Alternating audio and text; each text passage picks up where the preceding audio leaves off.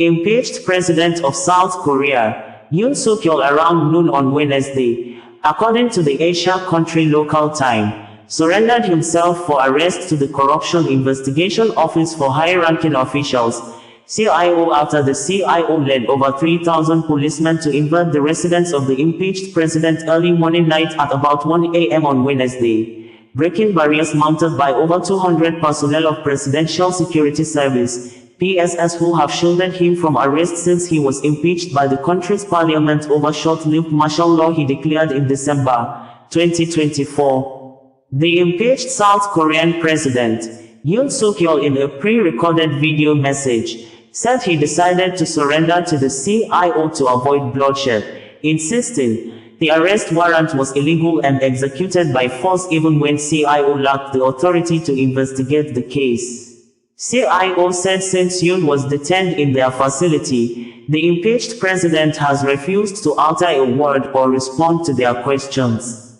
I decided to respond to the CIO's investigation, despite it being an illegal investigation, to prevent unsavory bloodshed, Yoon said in the pre-recorded statement.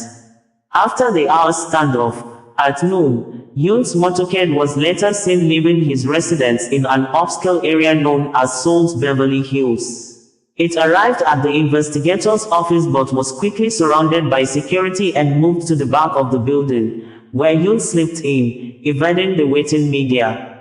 Authorities now have 48 hours to question Yoon, after which they must seek a warrant to detain him for up to 20 days or release him, according to news reporters monitoring the situation in Seoul. Yoon, who faces charges of insurrection over his short-lived effort to impose martial law in December 2024, is the first sitting president in the nation's history to be arrested.